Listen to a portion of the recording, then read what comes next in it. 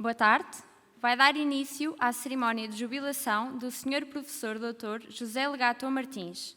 Chama-se ao palco o Sr. Professor Dr. João Leite, Presidente do Departamento de Informática.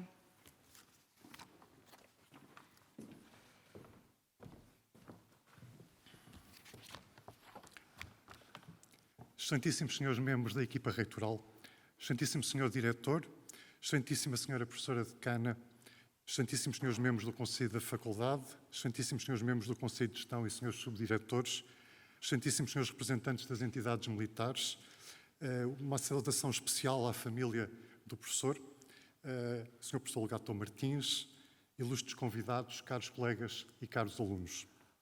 Boa tarde e muito obrigado por terem vindo. Não posso deixar de começar por dizer quão contente estou por ver esta plateia a 3 dimensões, depois de um ano e meio demasiado bidimensional. Hoje assistimos à primeira lição de jubilação do Departamento de Informática. Se por um lado pode parecer estranho que apenas agora tenhamos o primeiro professor jubilado, tendo em atenção que está em causa o Departamento de Informática mais antigo do país, a verdade é que este facto é testemunho de quão recente a área da informática é. No entanto, apesar da sua tenridade, quando comparada com outras áreas científicas, o seu impacto social coloca na vanguarda da transformação global, ou mesmo revolução global, a que assistimos ao longo das últimas décadas, com a internet e o que ela potenciou no seu centro. Falo disto porque hoje celebramos a jubilação do professor José Legato Martins, um dos pioneiros da implantação da internet em Portugal, para muitos, o pai da internet em Portugal. A sua lição de jubilação, a que iremos assistir daqui a pouco, será sobre a internet, como não poderia deixar de ser. Mas reduzir este evento à lição que o professor Legato irá preferir, que muito interessante que seja, e estou certo que será, é reduzir o professor Legato ao título de pai da internet, seria ignorar o verdadeiro sentido deste evento e não fazer jus ao professor Legato. Com a cerimónia da lição de jubilação, pretende celebrar uma carreira longa, uma vida dedicada à causa universitária no seu sentido mais lato. Numa época de extremismos onde cada vez há menos tempo para palavras de encorajamento e elogio, numa profissão onde tanto se exige, tantas vezes sem reconhecimento, é importante que não se percam estas vetustas tradições e se celebrem estes momentos não só como reconhecimento dos mais antigos, mas também como encorajamento para os mais novos. A reduzir o professor Legato à sua contribuição para a ligação de Portugal à internet, por muito relevante que tenha sido, e obviamente que foi, seria ignorar o seu papel enquanto pedagogo sempre rigoroso e inovador, a sua contribuição para o desenvolvimento da faculdade, da qual foi subdiretor para o Conselho Científico e do departamento da qual foi presidente, seria ignorar aquele que será porventura um dos seus legados mais importantes, uma equipa de investigação na área dos sistemas distribuídos que ele criou e que hoje, liderada pelo seu ex-aluno, professor Nuno Preguiça, goza de uma elevada projeção internacional e a lista poderia continuar. Aproveitemos então este dia para celebrar com o professor Legato a sua longa e bem-sucedida carreira, na totalidade, com a certeza de que hoje será apenas um ponto de passagem e que ele não vai deixar de continuar a contribuir para a Universidade e para a sociedade da forma significativa a que sempre nos habituou. Em nome do DI, obrigado, Legato, e continuamos a contar consigo.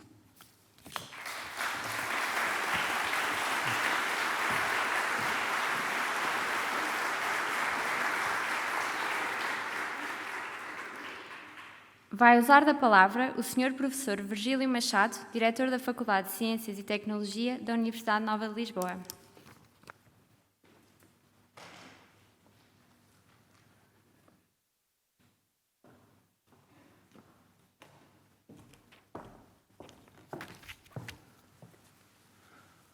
Muito boa tarde, caros colegas.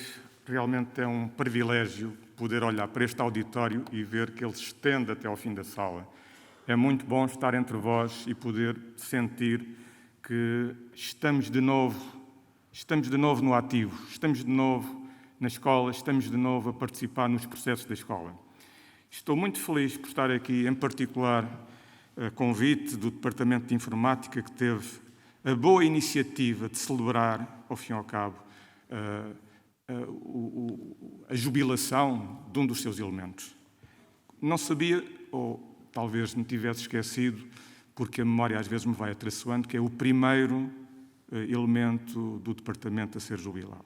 Isto mostra também a senioridade com que nós todos na nossa faculdade, e em particularmente também aqui o Departamento de Informática, está a trabalhar.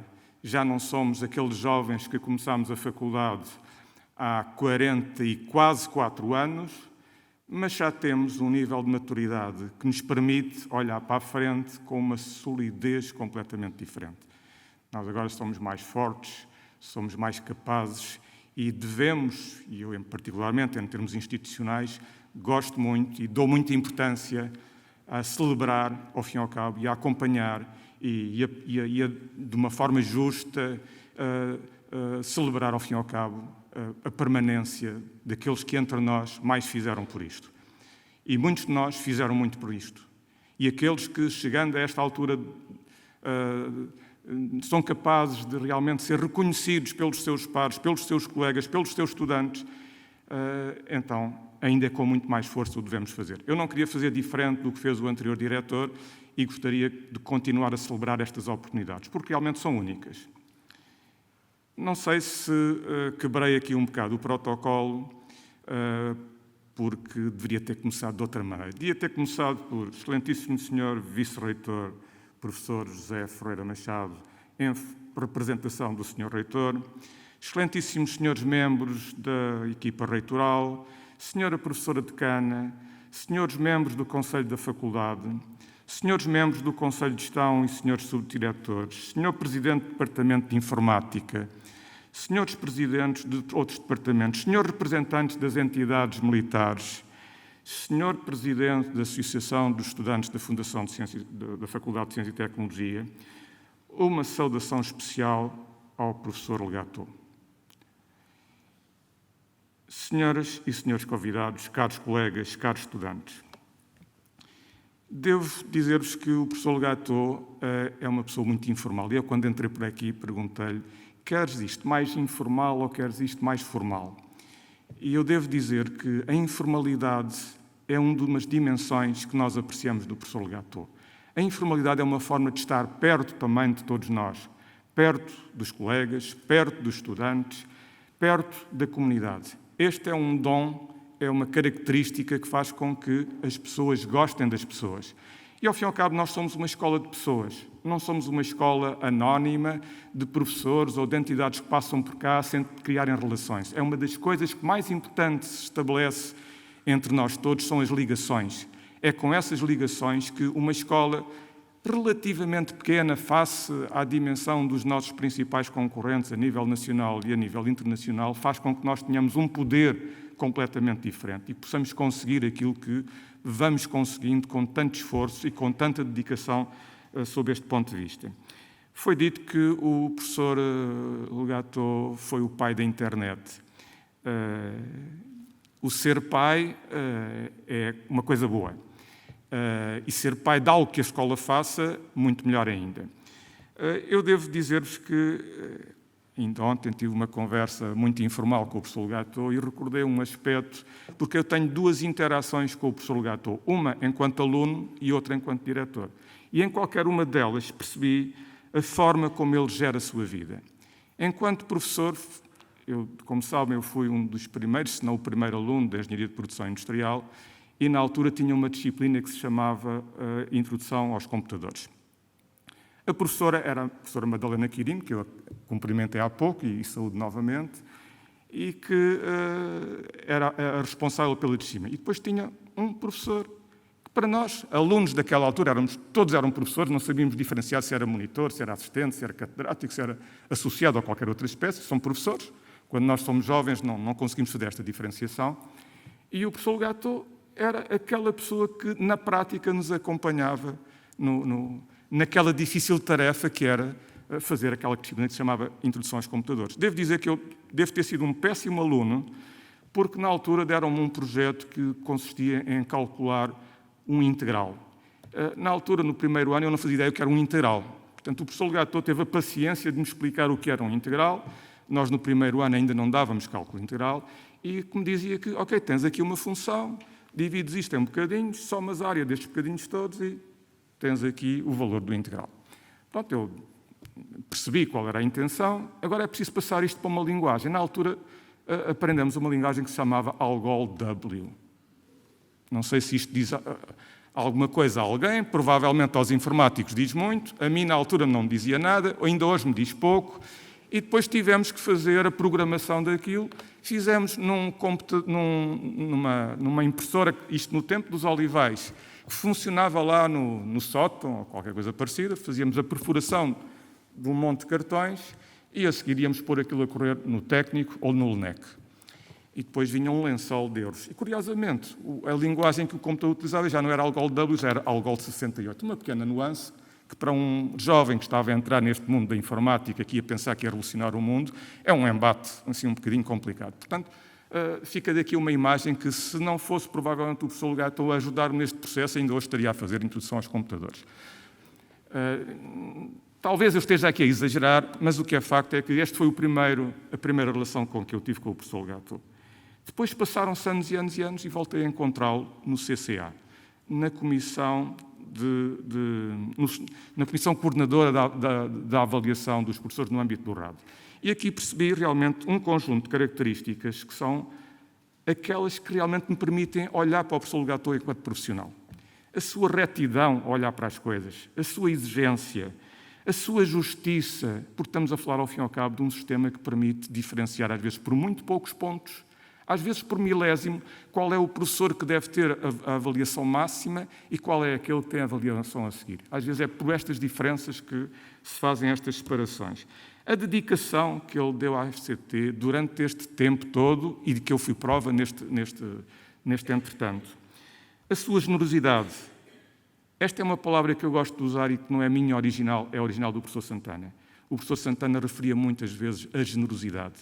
E eu pensava para mim, mas professor universitário, por defeito, é generoso. Mas às vezes nós precisamos salientar isto, porque realmente nem todos temos o mesmo nível de generosidade.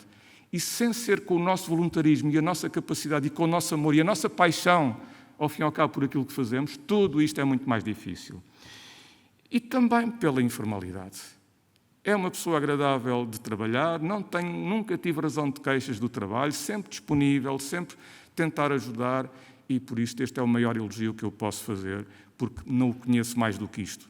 Mas, pelo que eu disse, e pela certeza que os colegas que mais intimamente trabalharam com ele, de certeza que esta é uma homenagem justa e que celebra não só as virtudes do professor Legato, mas também o seu contributo para toda a faculdade. Nós somos aquilo que os colegas que antes cá estiveram fizeram e, por isso mesmo, muito obrigado, Legato.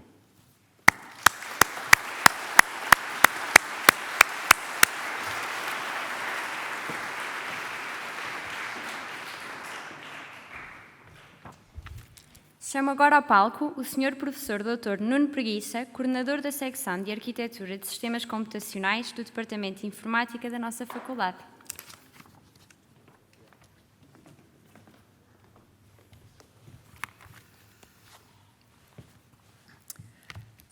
Excelentíssimo representante do magnífico reitor, excelentíssimos senhores membros da equipa reitoral, excelentíssimo senhor diretor, excelentíssima senhora professora decana, excelentíssimos senhores membros do Conselho da Faculdade, excelentíssimos senhores membros do Conselho de Gestão e senhores subdiretores, excelentíssimo senhor Presidente do Departamento de Informática, excelentíssimos senhores representantes de entidades militares, excelentíssimo Presidente da Associação de Estudantes, uma saudação especial à família do professor Legato Martins, senhor professor Legato Martins, senhoras e senhores convidados, caros colegas, caros estudantes.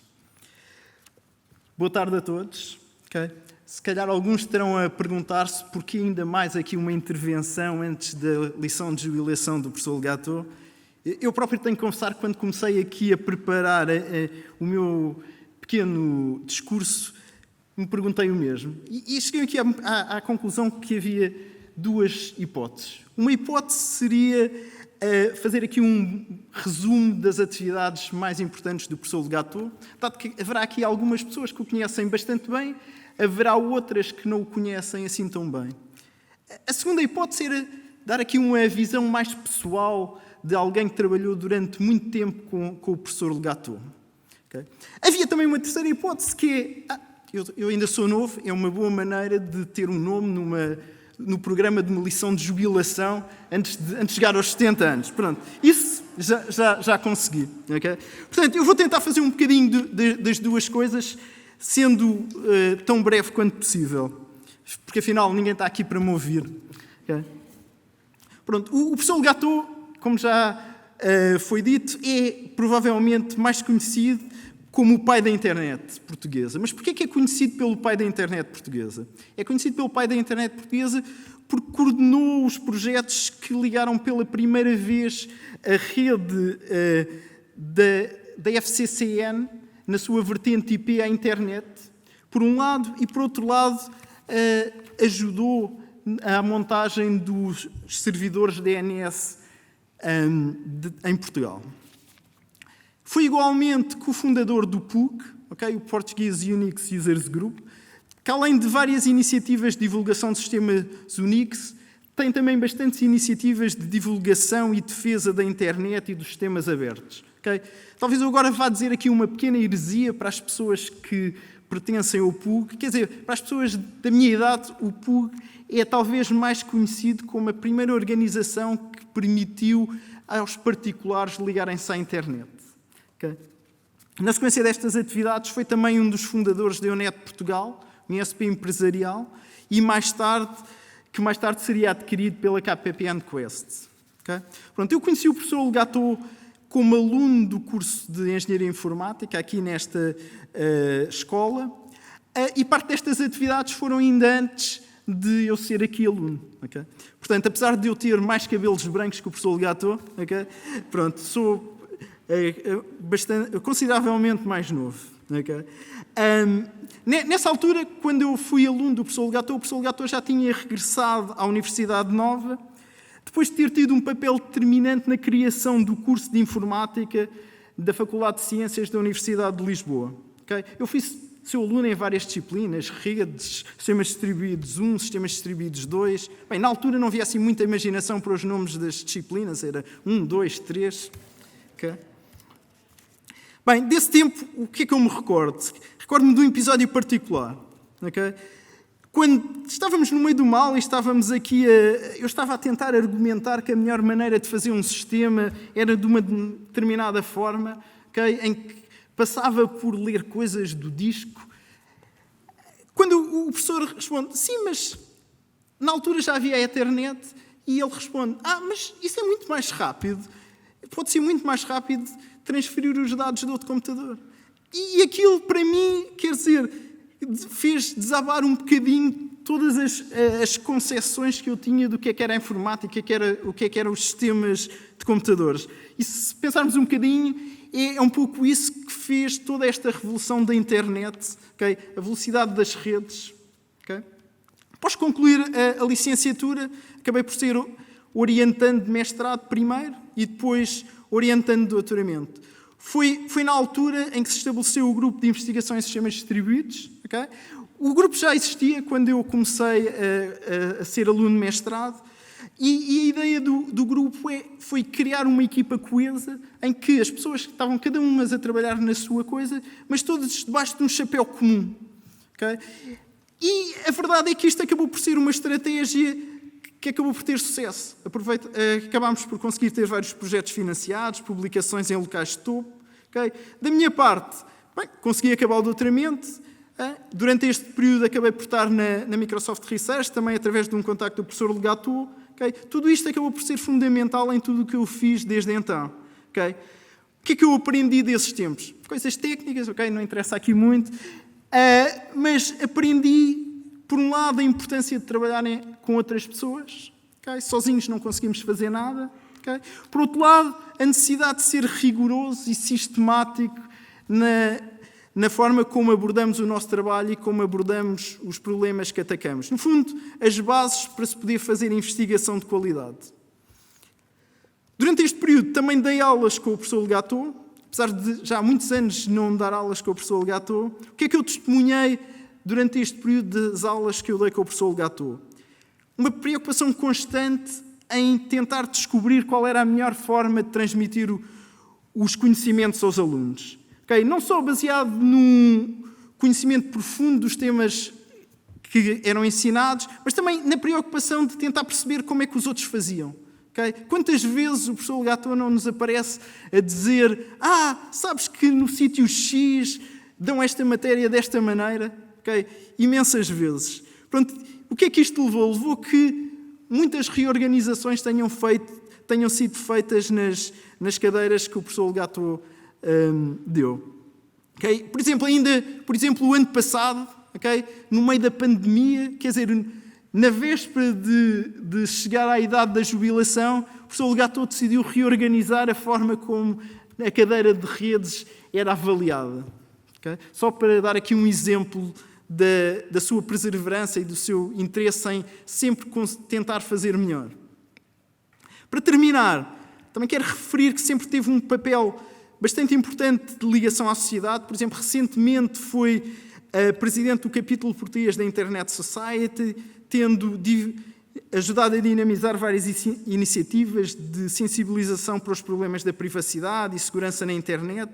Tem sido também bastante interventivo e crítico sempre que achou necessário nas opções políticas que podem pôr em causa a internet como um espaço livre e de inovação.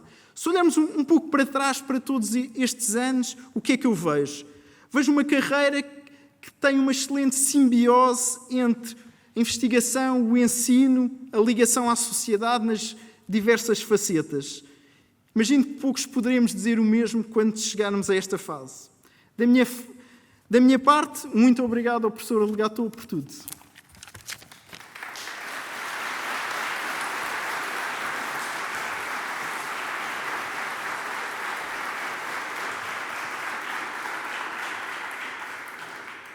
O Sr. Professor Dr. José Legato Martins irá agora proferir a sua lição de jubilação com o título Internet, Impacto, Virtudes e Limitações de uma Arquitetura de Rede com mais de 40 anos.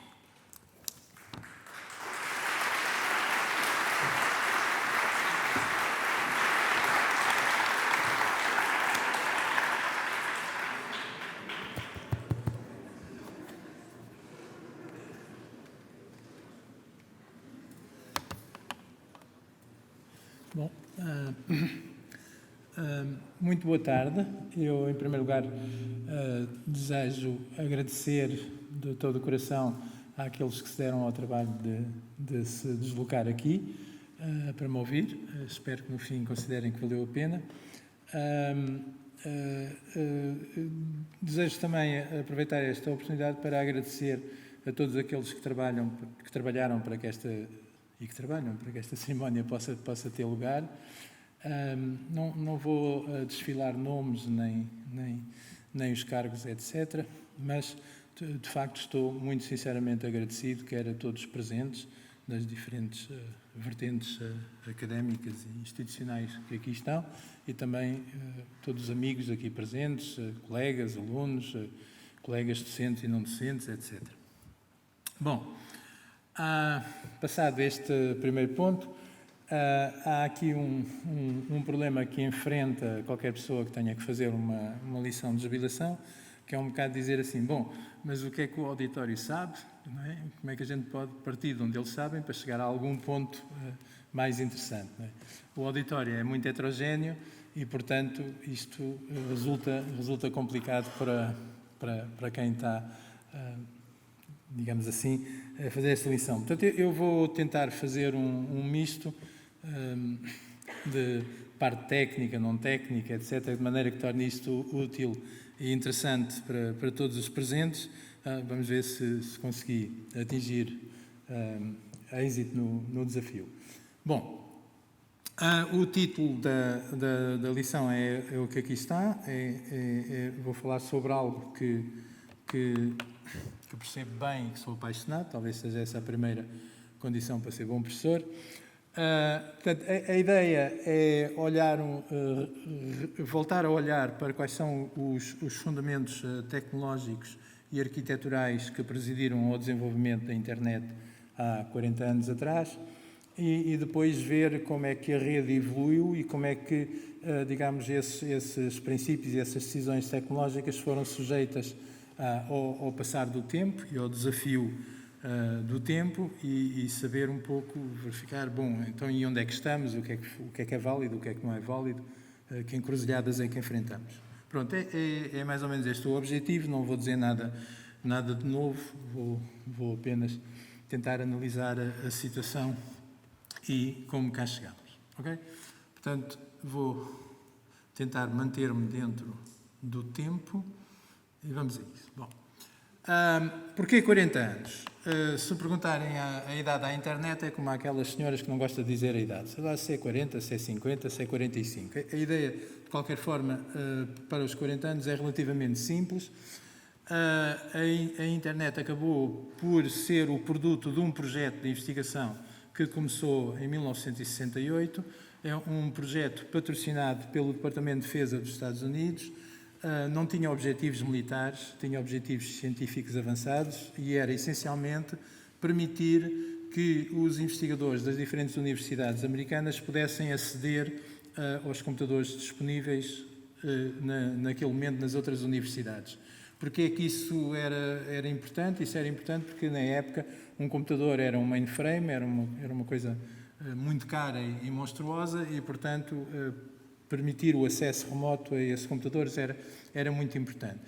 O projeto evoluiu de uma rede homogénea que permitia aceder a um conjunto heterogéneo de computadores para uma interligação de redes heterogéneas. Isto é, um conjunto de redes que utilizavam tecnologias de transmissão de dados completamente diferentes. Esse aglomerado começou a ser chamado um Internetwork e daí resultou o nome Internet.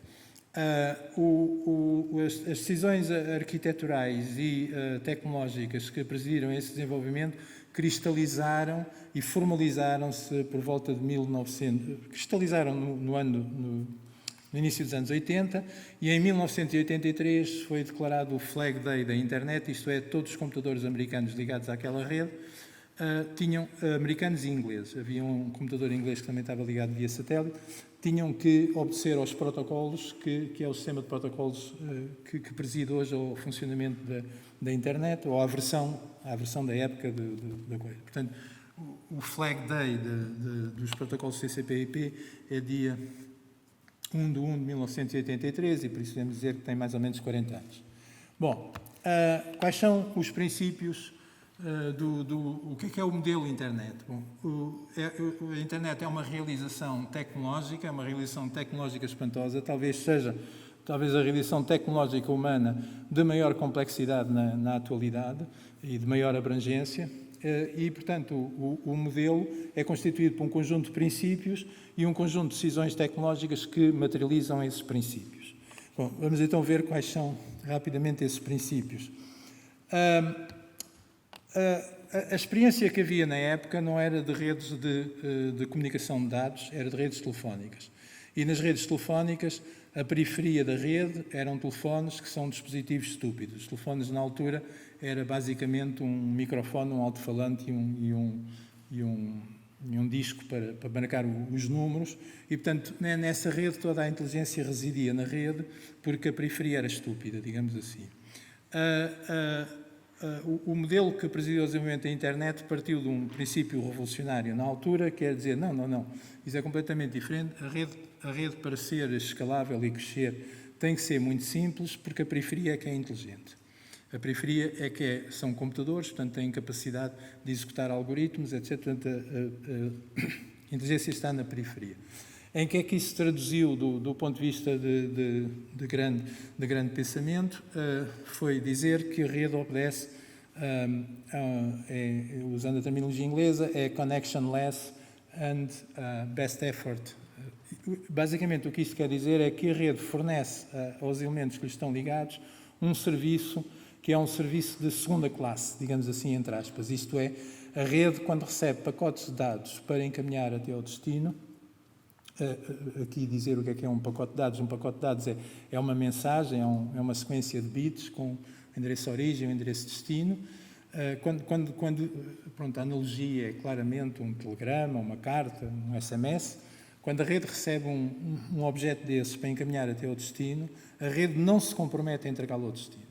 A rede diz, eu vou fazer tudo o que for possível para o entregar ao destino.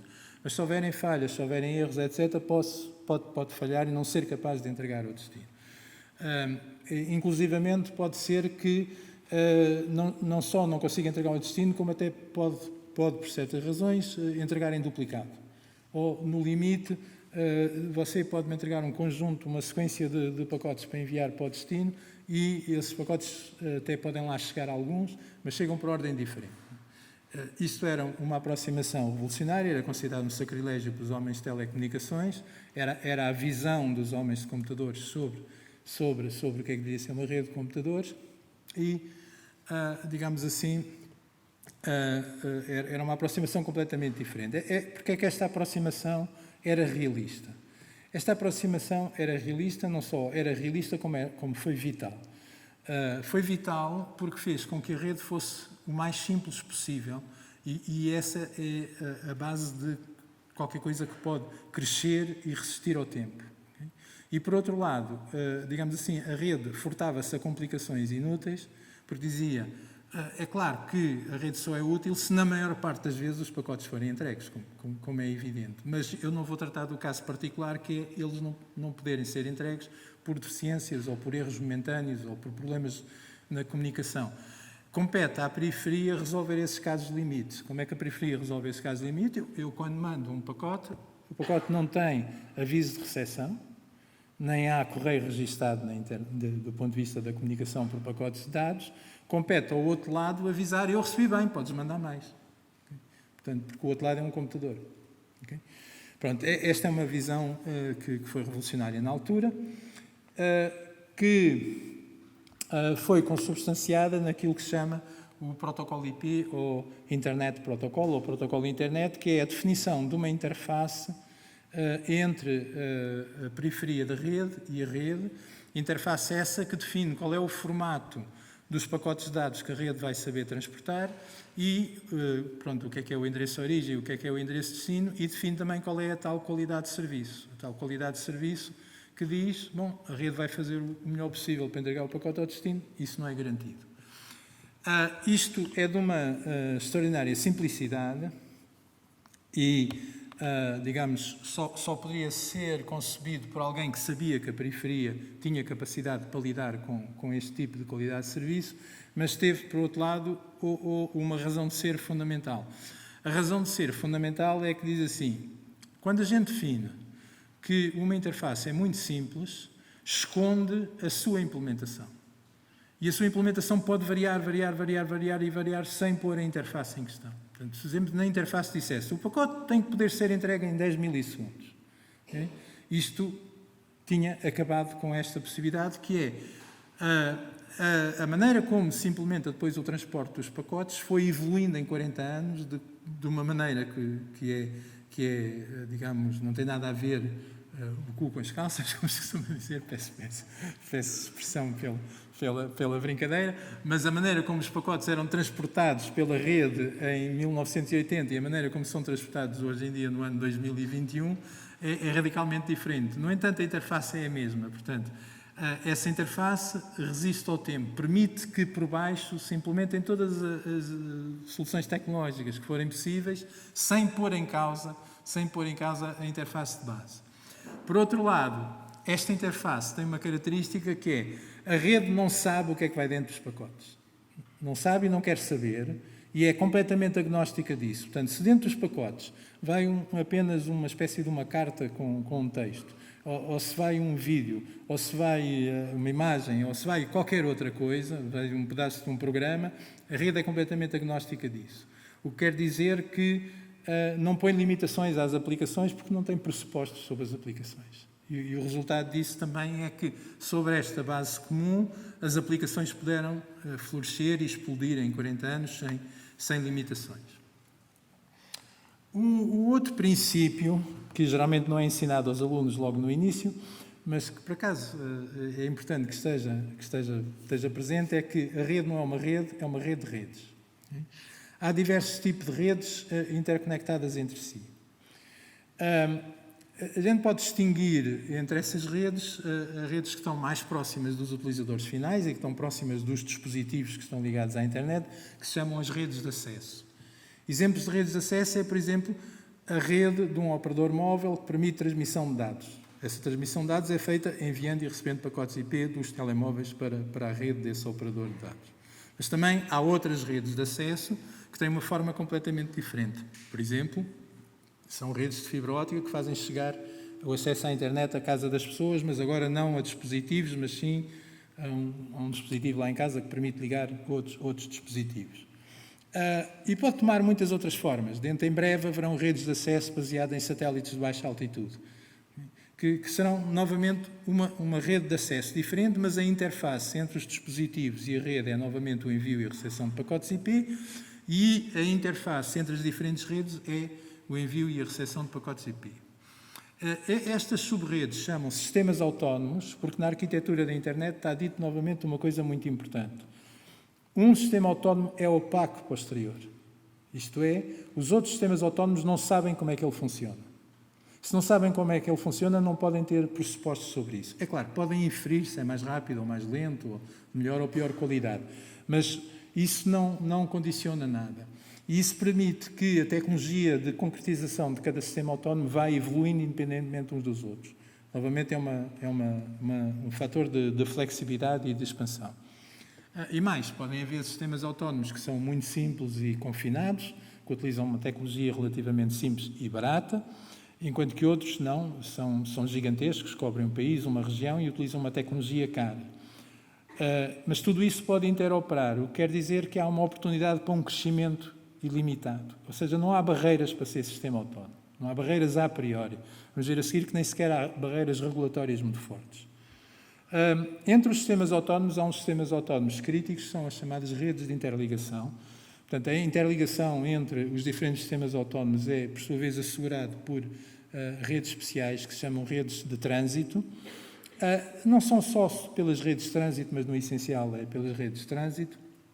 E, digamos, são essas redes de trânsito que fazem com que o conjunto possa, digamos, coordenar-se entre si. Portanto, esta arquitetura também dos sistemas autónomos e da opacidade da tecnologia interna ao sistema autónomo que permite à internet absorver tudo e progredir e tentacularmente ir digamos, abarcando todas as tecnologias. Os sistemas autónomos, apesar de tudo, têm que obedecer a qualquer coisa, têm que se coordenar entre si, não é? Eles têm que mandar pacotes IP uns para os outros, mas isso não chega. É preciso que cada sistema autónomo saiba, arranje uma forma de saber como é que chega ao destino. Portanto, os sistemas autónomos trocam informação entre eles, há um protocolo, novamente um conjunto de regras e depois de formatos de pacotes de dados e semânticas, etc., que definem um protocolo especial que se chama Border Gateway Protocol, quer dizer, o protocolo dos gateways da fronteira que regula a forma como os sistemas autónomos dialogam uns com os outros. O protocolo BGP, essencialmente, permite a um sistema autónomo dizer aos seus vizinhos que destinos é que ele é capaz de alcançar. Portanto, ele diz assim, eu sou capaz de alcançar estes destinos. E diz também qual é o caminho que usa para alcançar estes destinos. Por exemplo, ele diz assim, eu sou capaz de alcançar um sistema autónomo que reside na Austrália, bom, isso agora é uma força de expressão, e passo por os sistemas autónomos tais, uns que vão para a China, mas este, por exemplo, tem outro... Enfim, este sistema autónomo não diz isso, porque diz só qual é o caminho que escolhe. E, enfim, todos os sistemas autónomos vão trocando esta informação. E esta informação vai alimentando uma gigantesca base de dados que cada um dos sistemas autónomos tem de visão da internet. Essas bases de dados não são coerentes, porque a informação não tem que estar constantemente e rigidamente certa.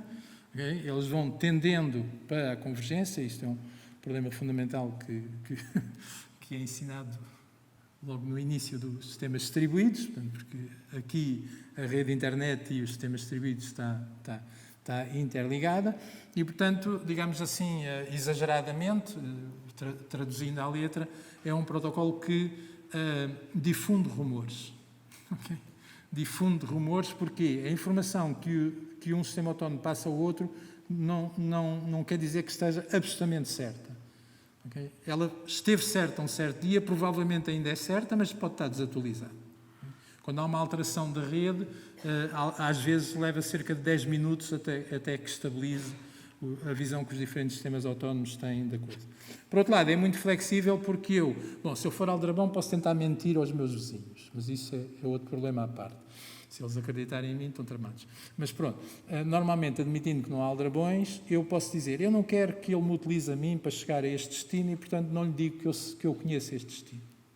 Portanto, o protocolo BGP, através de sistemas de decisão do que é que eu conto aos vizinhos e do que é que eu aceito dos vizinhos, permite implementar diversas políticas comerciais e de como é que depois o encaminhamento funciona dentro da internet. Esta solução tecnológica é complementada por um terceiro princípio, que é todos os dispositivos que estão ligados à internet têm um endereço. Okay? O endereço, assim, à primeira vista, pode ser visto como um número de telefone. Tal como os números de telefone, os endereços estão organizados em prefixos. Simplesmente aqui os prefixos não são afetados a países e depois a operadores. Aqui os prefixos são completamente livres. Ele se quer ser um sistema autónomo. A universidade está incluída num sistema autónomo, que é o sistema autónomo das universidades portuguesas, não é um sistema autónomo à parte, mas se a universidade quisesse ligar-se a vários operadores simultaneamente, tinha que passar a ter uma rede que fosse um sistema autónomo e, digamos, ia pedir um número de sistema autónomo, ia pedir, se necessitasse disso, um prefixo de endereço IP para si, assim como qualquer empresa o pode fazer. Portanto, não há restrições nem económicas, nem geopolíticas para ter um prefixo de endereços na internet. E, por outro lado, mas isso agora já é mais difícil de vos explicar porquê, este sistema de prefixos foi concebido de uma maneira que, apesar de ser concebido em 1908, digamos, isto estabilizou em 90 e tal, já permite roaming, tecnicamente permite roaming sem limites. Depois, tecnicamente, a implementação desse roaming e comercialmente é que não é possível, mas a priori não tem problemas. Portanto, é novamente, há aqui um traço comum a esses princípios, que é a ideia, isto tem que cobrir o mundo, tem que ser de uma gigantesca escala, tem que haver o mínimo de limitações possíveis a entrar no jogo e a expandir. Portanto, a palavra-chave é a escalabilidade. O que é que está implícito num modelo? Também não costuma ser ensinado logo no princípio, é assim, segurança, isso é um problema dos dispositivos ligados à internet e tal, não é um problema da rede. Okay? É uma opção controversa, é uma opção que, se nós refletirmos bem sobre ela, foi a única opção possível. A internet não seria a mesma se esta opção não tivesse sido tomada assim, mas é uma opção com repercussões que nós depois já vamos ver melhor. Qual é a outra opção que também é implícita? A outra opção é regulação disto. O mínimo possível, o estritamente essencial para que isso funcione. Não queremos que há governos, okay? E não há qualquer regulação sobre as aplicações. Em particular, reparem, as redes de acesso, objetivamente, só hoje em dia só são viavelmente existentes porque existem operadores de telecomunicações. Esses operadores de telecomunicações residem em países e estão sujeitos a regulamentações e a regulação do âmbito das telecomunicações. Mas, do ponto de vista da internet, não há grande regulação. A regulação é mínima para manter a rede a funcionar. E, posteriormente, colocou-se a questão de saber se haveria que se fazer ou não regulação sobre as aplicações. A certa altura, os Estados Unidos decidiram explicitamente, há uma lei do Congresso, eu creio que se chama o Act 230, não me lembro, de um certo ano já bastante recuado, que diz os operadores que utilizam a internet não são responsáveis pelo que os utilizadores metem nas aplicações, há a liberdade toda para as aplicações e, portanto, não há regulação. Esta opção, explícita ou implicitamente, foi adotada pelos restantes países, com exceção da China. Agora que já perceberam mais ou menos quais são os princípios da internet, vamos ver como é que a internet evoluiu desde essa altura até tempos mais recentes. A primeira aposta ganha é que a tal, digamos, concepção de princípios que sustentar uma escala gigantesca e um crescimento ilimitado foi absolutamente ganha, porque, digamos, enfim, isto vale o que vale, mas se nós olharmos para 1983, havia 400 computadores interligados, Em 2021 deve haver entre 4 e 5 bilhões de utilizadores e calcula-se que o número de dispositivos de facto ligados à internet seja para aí 20 milhões, quer dizer que isto cresceu pelo menos 100 milhões de vezes, não é? Pronto, é assim, para uma infraestrutura tecnológica é um desafio impressionante. Bom, no entanto, digamos assim, a rede não é a mesma. A rede que existia naquela altura e a rede que existe hoje em dia é muito diferente. Portanto, eu tentei aqui organizar uma evolução por épocas da internet. Essas épocas estão agrupadas em décadas, digamos assim. É um agrupamento como outro qualquer e é uma tentativa apenas de dizer qual é que é, digamos, o aspecto central dessa década.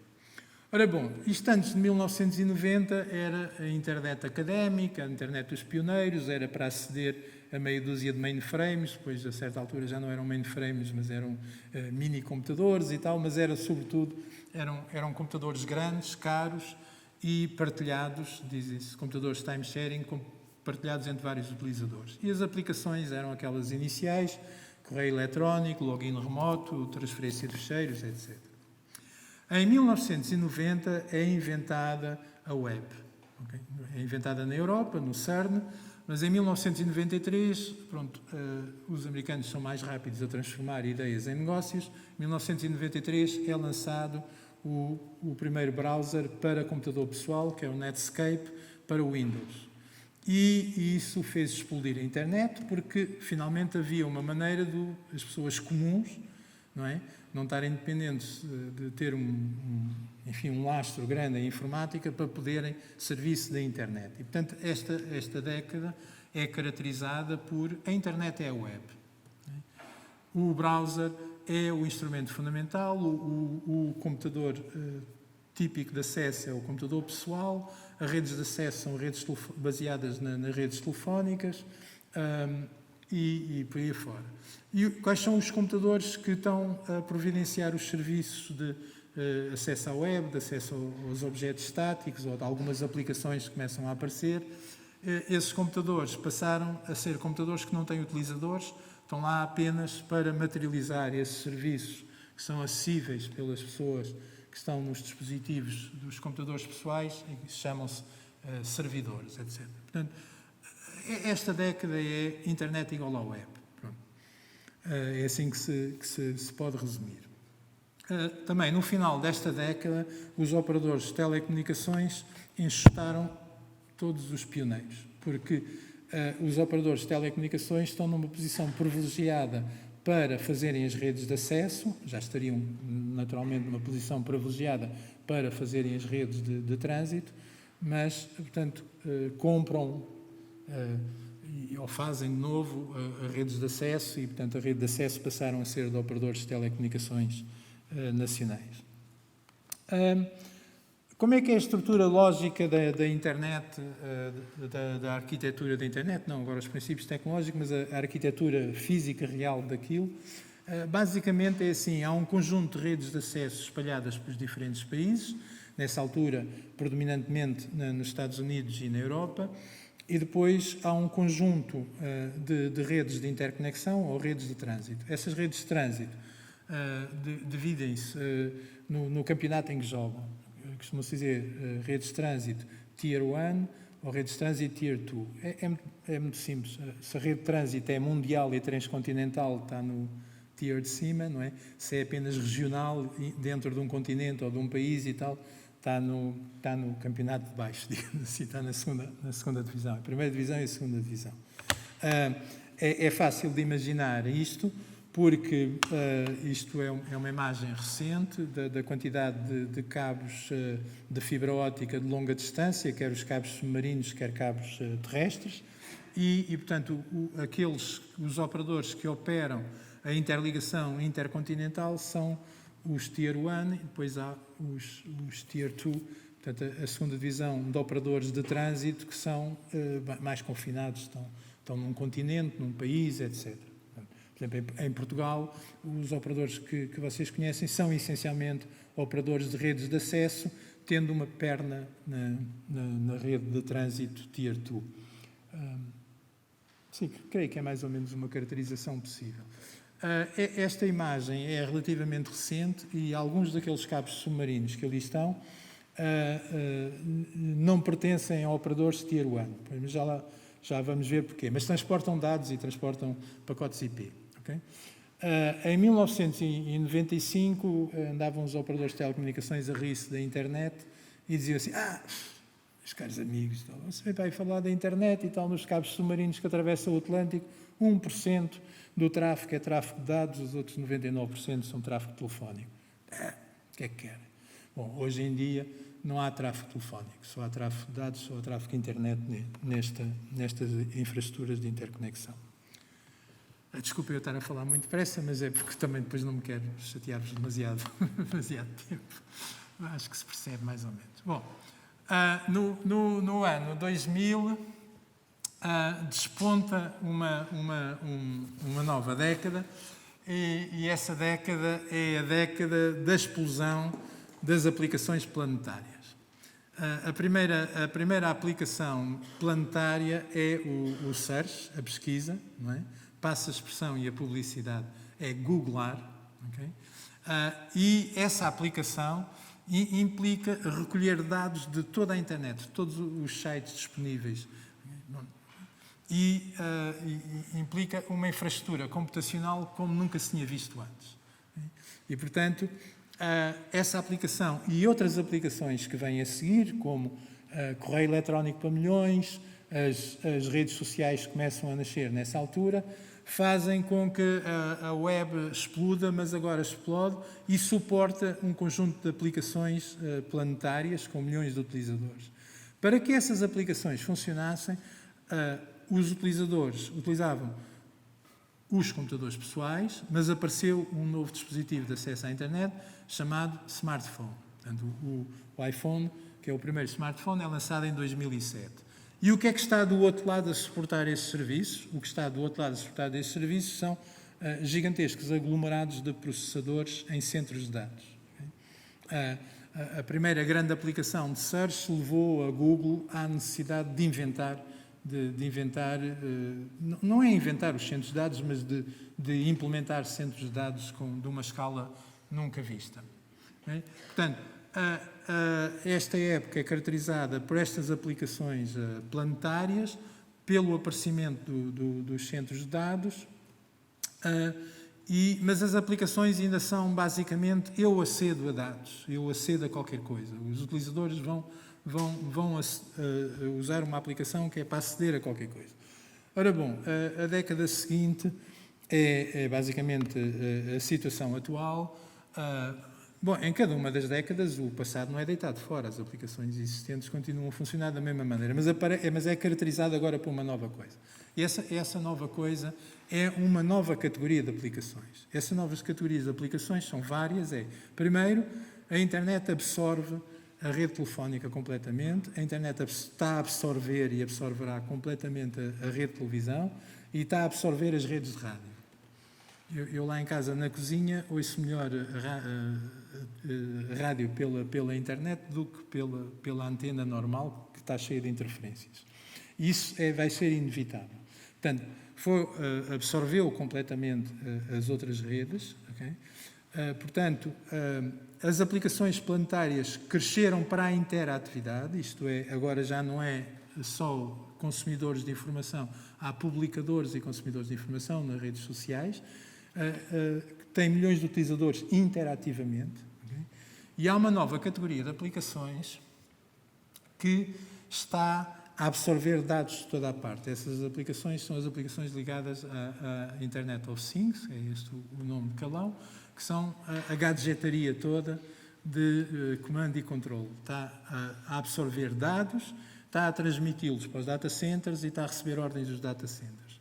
Isto é, por exemplo, se comprarem lá para casa um daqueles gadgets que se diz e tal, Alexa, liga a luz, etc., não é? Lá em casa as lâmpadas estão ligadas à internet e a Alexa está ligada. A Alexa é um caso particular. Também não estou aqui nunca a fazer publicidade a ninguém. Vão ver que depois, se houvesse alguma publicidade, não era muito Ok? A Alexa está ligada aos centros de dados da Amazon, onde a voz é sintetizada, percebida, etc.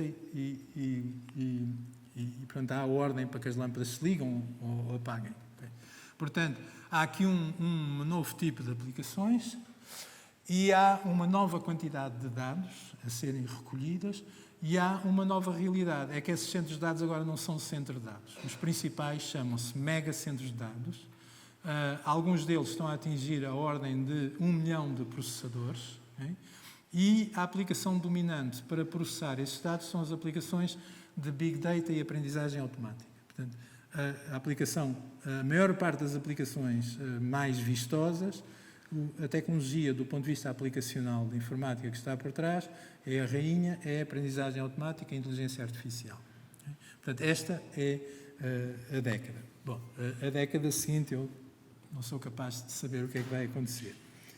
Ora bom, vocês devem imaginar e dizer assim, então, mas a internet foi concebida para dois computadores comunicarem um a um, a mandarem pacotes um ao lado do outro. Agora é isto tudo que você está para aí a dizer.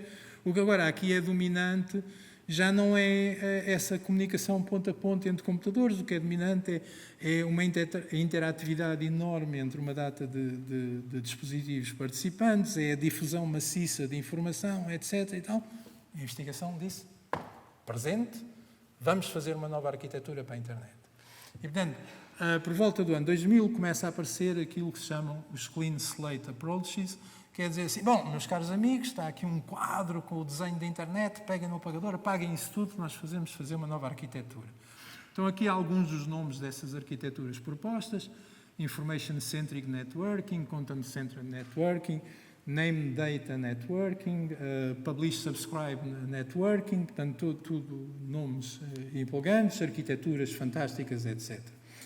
Outro conjunto de investigadores mais próximo dos operadores e da internet em funcionamento, disse, isso é tudo muito interessante, realmente é verdade, mas ele não vai ser capaz de mudar a internet tal como ela é, o melhor é tentarmos fazer aqui uma chave de parafuso, dar um aperto aqui, um aperto ali, a ver se o motor resiste e tal, e vamos esticando o cordel enquanto isto for dando, digamos assim. Vamos tentar evoluir isto devagarinho.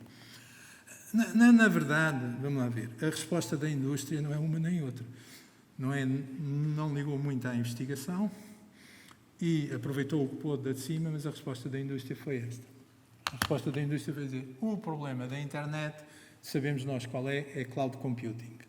É pôr centros de dados por toda a parte e arranjar uma nova arquitetura de centros de dados, que essa vai ser, para os operadores disso, essa é que é a internet, para eles, digamos assim. Vamos ver isto um pouco mais de perto. Um centro de dados é um gigantesco armazém, mas mesmo gigantesco,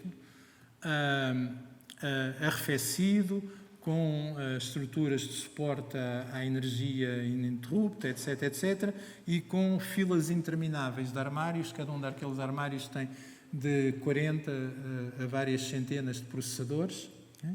E estão todos interligados entre si. Portanto, aquelas linhas amarelas são fibras ópticas que interligam os diferentes armários.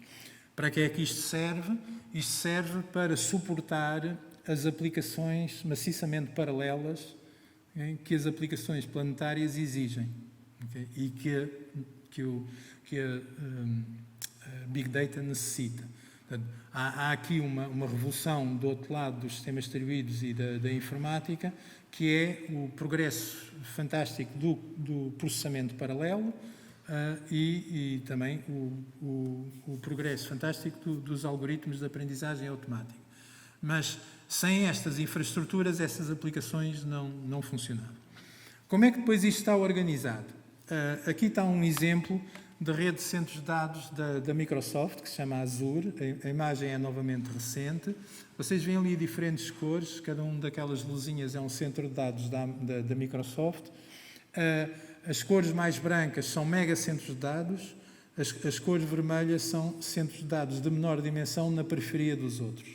Eles que até costumam chamar Edge Data Centers, ou centros de dados da periferia.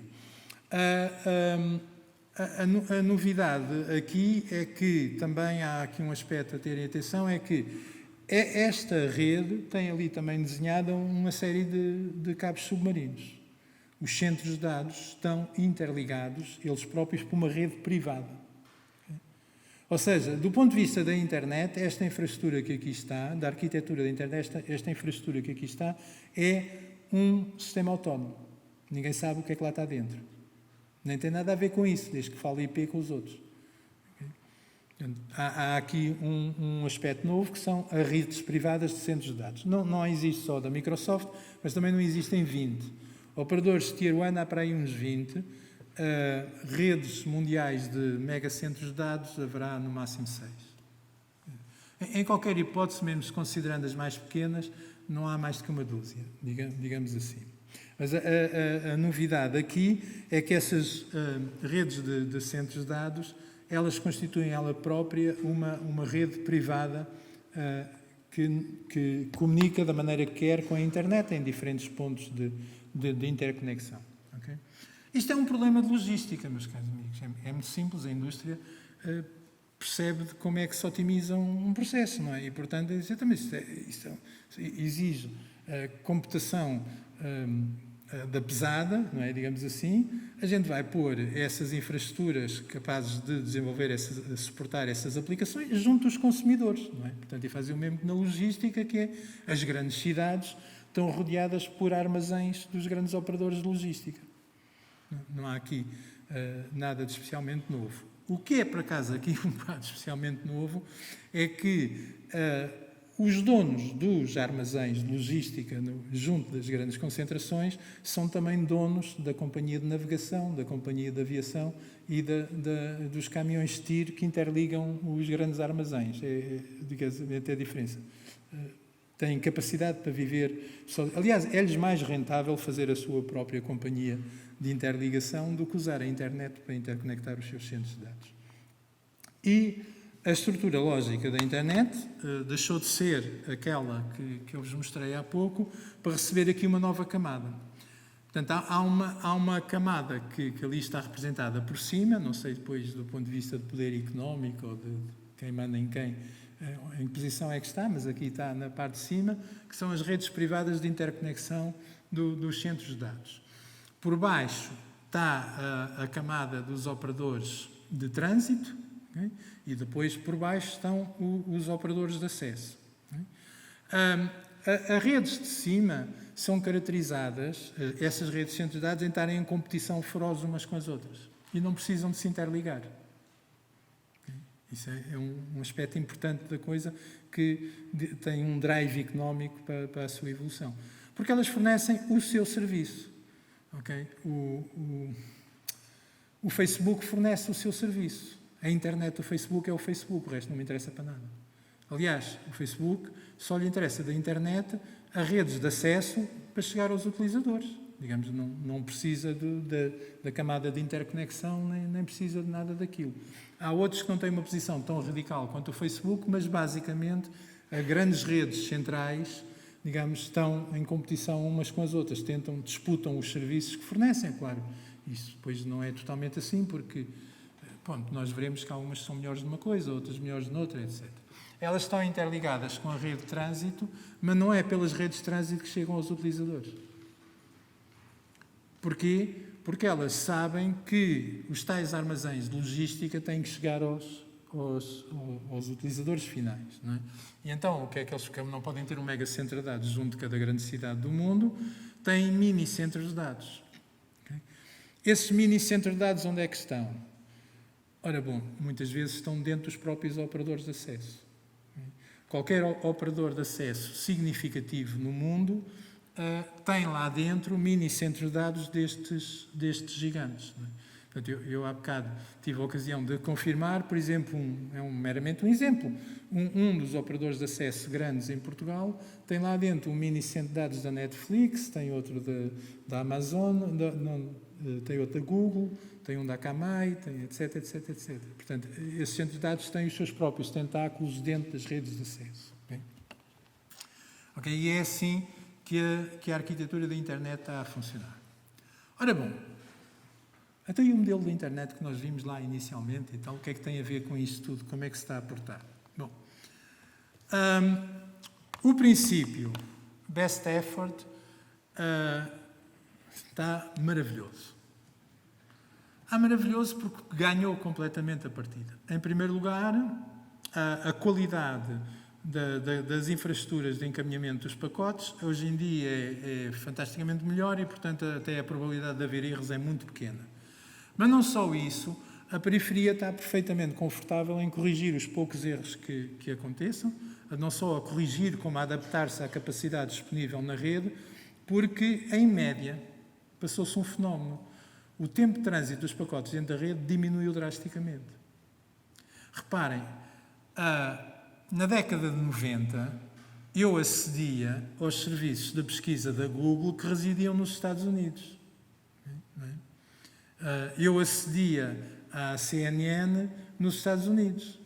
Portanto, o tempo de trânsito dos pacotes do meu computadorzinho lá em casa até aos Estados Unidos é 100 ou mais milissegundos e, portanto, esses pacotes atravessam uma grande parte da internet e podiam tropeçar mais facilmente no caminho, não é? Como se costuma dizer.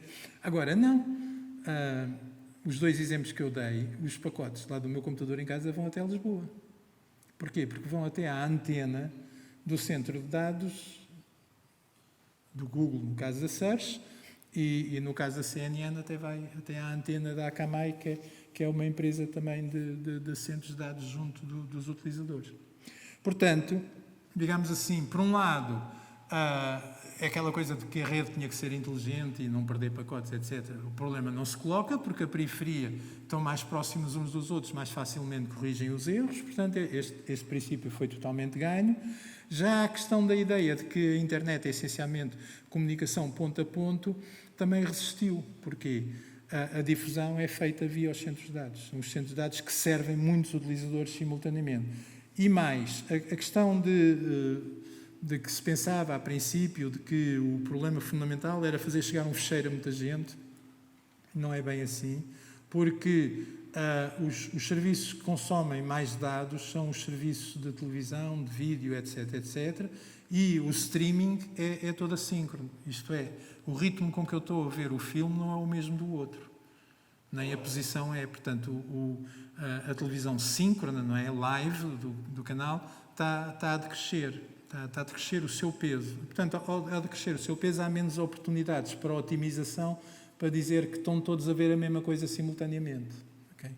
E, portanto, esta parte do princípio da rede resistiu perfeitamente, sem problemas nenhum. Não há problema nenhum. Em contrapartida, o princípio 2, que é de que a rede é uma rede de redes e tal, e que, digamos, há uma opacidade completa dos sistemas autónomos, fez com que a rede congelasse. Porquê? Porque eu, quando ofereço um serviço aos meus clientes, rede de acesso, só há duas hipóteses.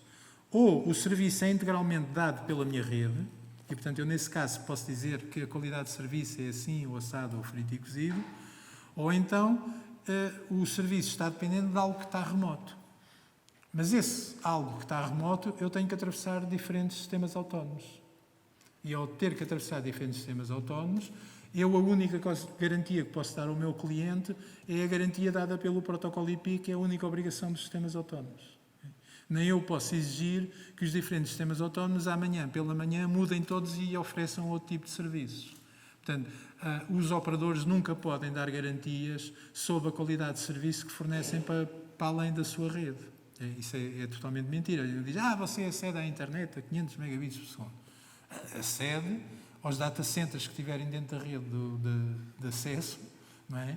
E acede a meia dúzia de coisas. Se fazer daqui para a Austrália, não acede a 500 megabits por segundo, como é óbvio. Portanto, esta faceta da arquitetura da internet congelou completamente. Congelou e mais, a maneira como foi definida faz com que a maior parte dos operadores, hoje em dia, para gerirem esta gigantesca interligação de sistemas autónomos, suem as estupinhas, como se costuma dizer, porque há N problemas técnicos sobre os quais não se conseguiu mexer, porque, digamos assim, a arquitetura de base dizia é este o ponto de partida, é isto a que todos têm que obedecer, e assim continua.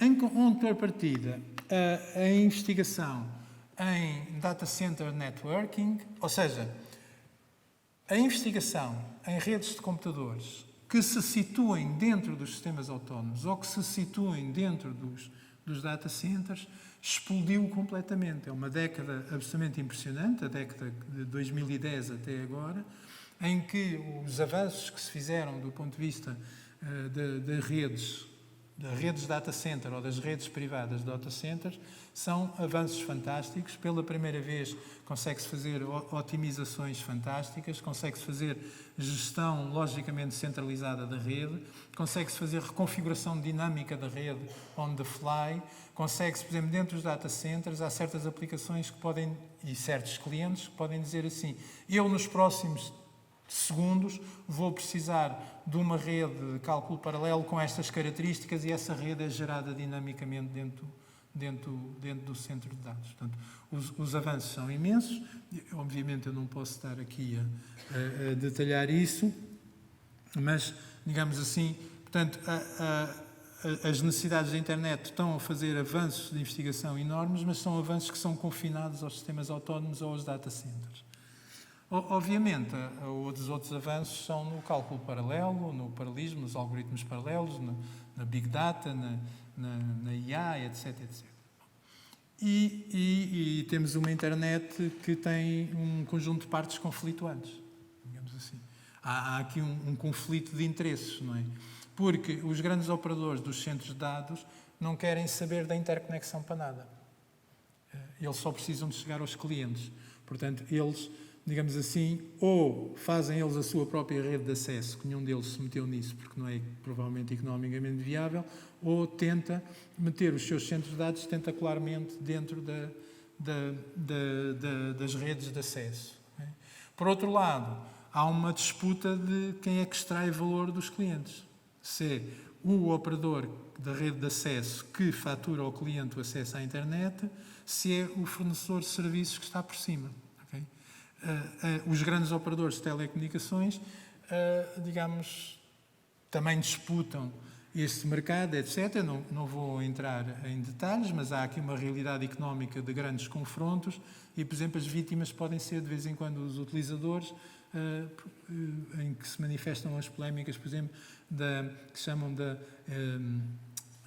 network neutrality ou neutralidade da rede, que é, por exemplo, os operadores de acesso ou os operadores de interconexão a tentarem impor privilégios sobre certos acessos em detrimento de outros, exigindo aos operadores de cima dos serviços que lhes paguem por conta desses acessos privilegiados, digamos assim, e sacrificando a tal internet global, igualitária, aberta para todos, digamos assim. Pronto. Enfim, como a capacidade da rede tem progredido tanto, isso até é um problema que hoje em dia só se manifesta nas redes móveis. Esse problema de andarem a disputar quem é que manda em quê e quem é que vende o serviço manifesta-se mais nas redes móveis. À laia de fecho desta parte sobre novas propostas para a internet, já vimos que a investigação propôs os Clean Slate Approaches e depois é um processo que morreu, hoje ninguém tenta fazer propostas dessas. Há, no entanto, algumas novas propostas para uma nova definição do protocolo IP, etc. Essas propostas geralmente vêm de um organismo que é a ITU, ou vêm via um organismo que é a ITU, que é um organismo que reúne os grandes operadores de telecomunicações mundiais do âmbito das Nações Unidas e, em geral, é sinónimo de luta geopolítica, porque é feito pelos grandes operadores da China, ou é feito pelos grandes operadores ocidentais, numa tentativa de dizer assim, não, a gente tem que fazer uma internet que tem outra qualidade de serviço, que é uma tentativa de entrarem no jogo, digamos assim. Em geral diz que vão haver aí aplicações que exigem qualidade de serviço especial. Por exemplo, presença holográfica, não é? Eu estou a falar com uma pessoa, agora já não é o vídeo, tenho aqui uma representação da pessoa a mexer-se, não sei. Então, isso exige uma capacidade de rede muito grande. Ou, por exemplo, eu quero fazer uma operação remota, uma intervenção cirúrgica remotamente, não é? O médico está a controlar o robô lá no hospital, etc., remotamente. Bom, essas aplicações, de facto, exigem uma qualidade de serviço muito grande. que provavelmente não é possível fazer uma intervenção cirúrgica daqui para a Austrália. Okay? Mas há um problema. O problema é que daqui para a Austrália há um tempo de trânsito que não é compatível com essas aplicações. Essas aplicações só são compatíveis com um tempo de trânsito muito pequeno. Não é? E esse tempo de trânsito muito pequeno, que é no máximo uma dezena de milissegundos, só pode ser dado por uma rede de acesso ou por duas redes de acesso confinantes. Digamos assim, no fundo. Resumindo, cada 1000 km são 5 milissegundos, porque a velocidade da luz não se pode encolher, não é? A Terra não encolhe. E, portanto, qualquer fornecimento de serviços desse tipo pode ser feito no quadro de uma rede de acesso ou de um conjunto de redes de acesso coordenadas entre si, sem necessidade de reestruturar a internet mundial. Portanto, esse tipo de propostas, apesar de existir eventualmente alguma motivação para reformular o protocolo IP, eu pessoalmente acho que não existe objetivamente motivação, porque a capacidade da rede é cada vez maior e essas exigências não são compatíveis com tempos de trânsito maiores. Agora, pronto, acabou a parte mais ou menos quase técnica, ou predominantemente técnica, e vamos falar daquilo que ficou debaixo do tapete. Okay? O que ficou debaixo do tapete, segurança e regulação. Bom, no que toca à segurança, é óbvio que a segurança se transformou num elefante na sala, não é? Não há qualquer dúvida sobre isso. A internet é tão grande e suporta tantas atividades que é também o sítio onde estão os malfeitores, não é? Pronto. A internet foi definida como uma rede onde não havia barreiras à entrada, digamos assim, e, portanto, também é como a rede das estradas, não há lá nenhuma tableta a dizer proibido a malfeitores. Isso não existe, não é? Digamos assim. Bom, apesar de tudo, nas redes rodoviárias os automóveis têm matrícula e as pessoas que lá circulam podem ser identificáveis pela polícia, não é? Na internet, infelizmente, os pacotes não são identificáveis pela polícia. Okay. É fácil dizer que o endereço origem é diferente daquele que é realmente. Pronto, porque a rede foi concebida sem essa faceta de segurança. Bom, eu sou daqueles que acho que a única decisão possível foi a decisão que foi tomada na altura. Dizer que a internet não pode depender a sua evolução de resolver os problemas de segurança. Porquê? Porque a tecnologia que se conhecia na altura, do ponto de vista da tecnologia criptográfica, era só criptografia simétrica. E a criptografia simétrica não permite descentralização da autenticação, não permite uma série de coisas. E a única solução que seria viável é a solução que existe hoje em dia nas redes móveis. Nas redes móveis a gente só se pode ligar à rede porque o nosso telemóvel tem um chip especial que a gente compra no operador. Esse chip especial, entre outras coisas, tem as chaves criptográficas que permitem a nossa autenticação perante o operador. Porquê? Porque o operador controla as chaves. Okay? Portanto, a única solução possível na altura provavelmente seria exatamente a mesma. Era as redes de acesso teriam que ter um papel determinante na autenticação dos utilizadores. Ora bom, isso resultaria em redes de acesso com uma responsabilidade acrescida, altamente regulada, digamos, e só acessível a empresas com um porte significativo. O resultado disso é que a internet atual seria completamente diferente. Seria mais pequena, com menos inovação, etc., e com as aplicações controladas pelos operadores de telecomunicações, que eu não consigo imaginar o que é que eles inventariam. Mas eu, pessoalmente, ouvi várias vezes operadores de telecomunicações a fazerem discursos sobre qual era o futuro das aplicações, etc. E era sempre eu é que mando, eu é que lá estou, eu, etc. Pronto. Não é, isso era um bocado inevitável. Qual é a situação da problemática da segurança na internet? A segurança na internet, hoje em dia, é maciçamente dependente da criptografia de chave pública e chave privada, que permite a autenticação, a identidade, estabelecimento de identidade, troca de chaves, etc., de forma descentralizada e dinâmica. Okay? E, no momento, no estado atual da tecnologia, da arte e da tecnologia, é possível estabelecer canais sobre a internet que são canais seguros. Okay? Portanto, as pessoas, quando acedem aos sites web, se os sites web estiverem bem parametrizados e estiverem a funcionar corretamente através do protocolo HTTPS, etc., utilizando este tipo de criptografia, digamos, quem está no seio, o meu canal de ligação ao serviço, está imune a ataques de dentro da rede. No entanto, há duas coisas que nós não sabemos resolver. Uma é proteger os dispositivos ligados à rede.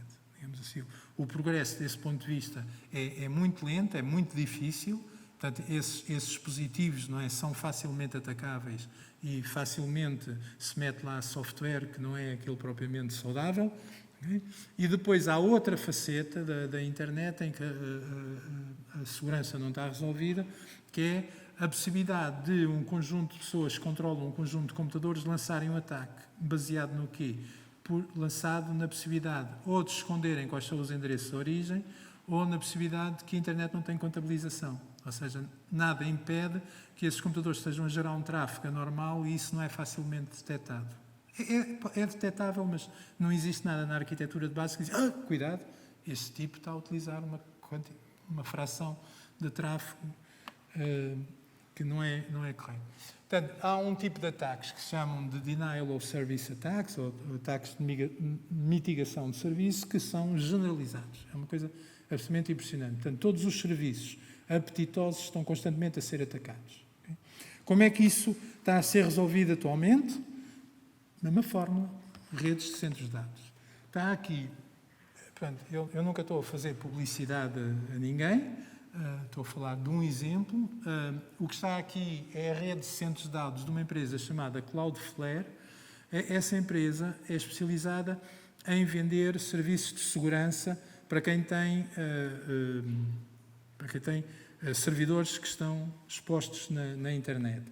E como é que eles fazem isso? Eles fazem isso arranjando um conjunto de técnicas que dizem assim: nós forçamos a que os utilizadores que estão em casa, os computadores, que estão a aceder aos seus serviços, o tráfego passe pelos nossos centros de dados e nós filtramos.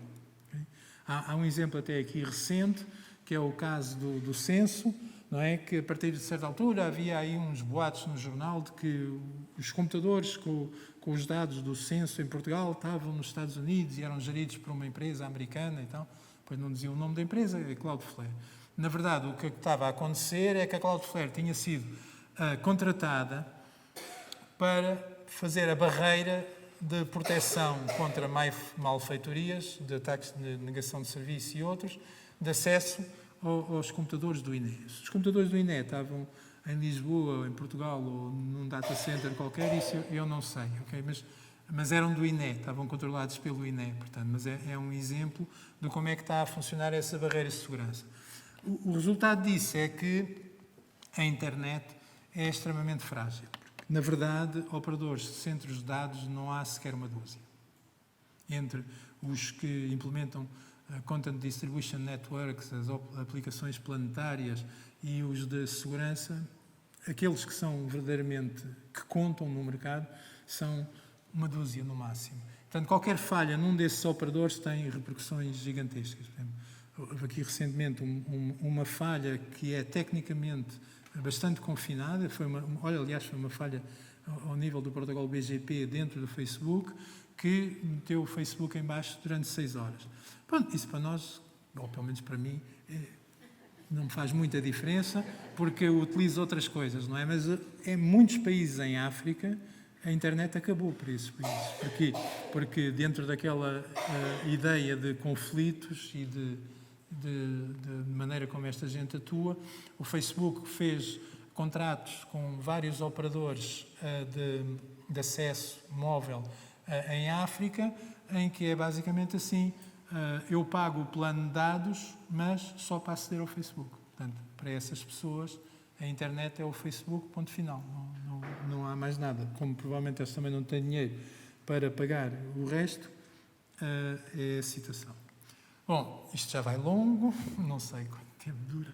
Espero que esteja a continuar a ser interessante, espero eu. Pelo menos é apaixonante. Vamos falar só um bocadinho da outra parte que está debaixo do tapete, que é a parte da regulação. No princípio deste mês eu assisti a uma conferência do Van Cerf, que assim é o pai da internet,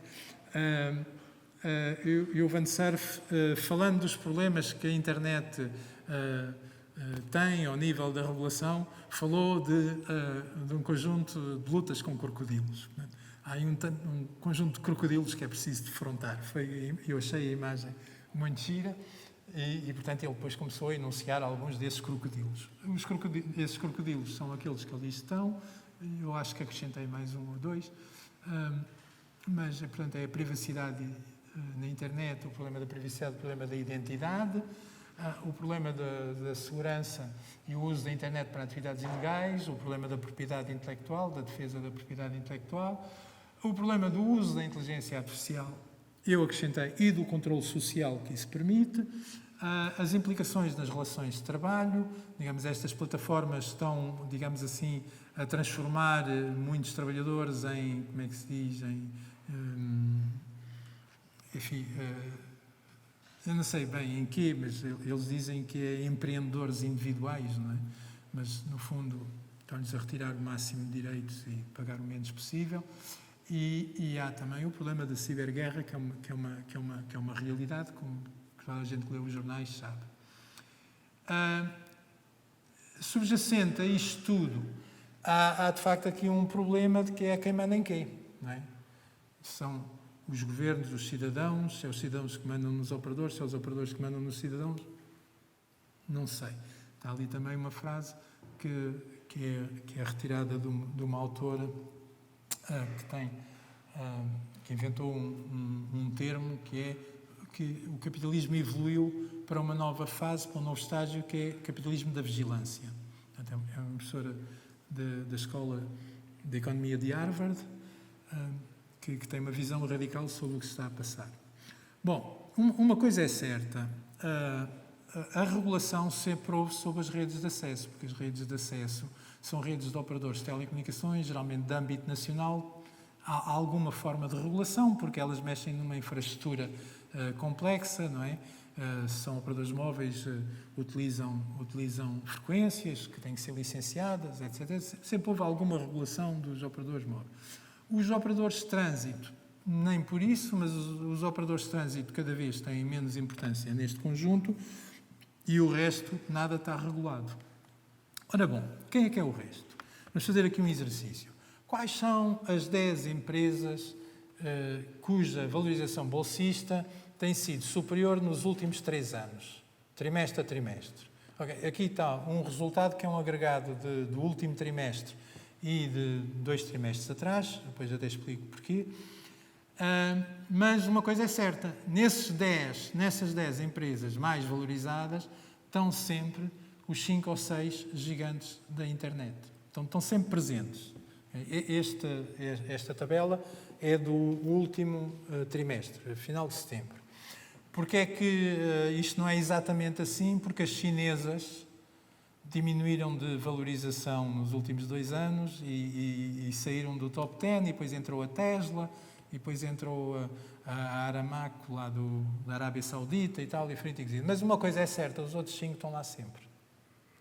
E para nós vermos a dimensão, a valorização bolsista da Apple é 9 vezes o PIB de Portugal. Isto é da dimensão do PIB da Espanha ou da Itália, de um país médio na Europa, não é?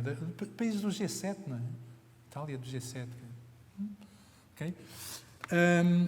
Mas, pronto, o que é isso da valorização bolsista? A valorização bolsista não quer dizer nada, isso são as expectativas futuras. Bom, em geral são expectativas sobre ganhos futuros, não é? A valorização bolsista é expectativas sobre ganhos futuros. Porquê é que os investidores têm tantas expectativas de ganhos futuros? É porque há uma bolha? Provavelmente sim, mas não é só isso. É que se nós formos analisar uma série de áreas de negócio, okay, nós perguntamos assim, mas quem é que são as empresas que dominam nessas áreas de negócio? Quem é que tem mais que 50%? E ali, a vermelho, está uma empresa, ou as 2 empresas que asseguram que têm mais que 50%. Curiosamente, são sempre os mesmos. E estão lá outra vez as tais da valorização bolsista. Portanto, a valorização bolsista pode não querer dizer nada, mas é pelo menos um indicador de uma coisa, é que eles são de facto monopólios. Esta é a realidade. Na aplicação Search, a Google é um monopólio, domina 92% do mercado. Nem a Microsoft é capaz de tocar a guitarra. e as outras para isso sucessivamente. Há ali sempre uma que as pessoas julgam que é uma empresa que vende comércio eletrónico, não é? Que é a Amazon. Não, a Amazon neste momento já fatura mais em IoT e centros de dados e a revender os serviços de IA que tem ao Estado americano e à polícia americana do que a entregar coisas em casa. A Amazon é uma empresa internet. As expectativas de ganhos futuros vêm, de facto, desta omnipresença no mercado, mas também vêm de outra coisa, que há aqui subreptícia. É que estas empresas são os charmes da IA. A investigação em física é essencialmente subsidiada pelos Estados. É muito cara, portanto, são os laboratórios e as universidades públicas que mandam na investigação em física. E depois espera-se que os resultados dessa investigação vão dar inovação no mercado e tal, para um processo de cantação tradicional. Isto aqui não é verdade. A investigação em IA é liderada por estas empresas. Porquê? Porque elas é que têm os dados. Primeiro ponto. Porque elas é que têm a infraestrutura tecnológica que se exige para o fazer e porque elas, digamos assim, não são parvas e pagam bem, não é? E, portanto, é um bocado aquela imagem, então, o último que fecha a porta, não é? O último cientista de dados que saia da universidade para ir para uma delas é que fecha a porta. Ou seja, elas têm uma posição de centralidade, não só no mercado, como no domínio da tecnologia e nos meios tecnológicos, nos meios de produção, para extrair valor dessa tecnologia. Isto é uma realidade. Digamos assim, lá a professora de Harvard põe isso bem em evidência e, enfim, isto aqui era para vos dar alguns exemplos do que a Amazon faz do ponto de vista da aquisição de dados com o IoT, mas pronto. Então, pronto, temos aqui um problema de regulação. Há duas facetas da regulação, há a regulação e os cidadãos e há a regulação e a geopolítica, não é? Aqui há uma observação, eu só faço essa observação para que vocês retenham bem, porque é importante, é a seguinte. Os campeões disto são americanos ou chineses. Não há nenhuma destas empresas que não esteja sediada nos Estados Unidos ou na China.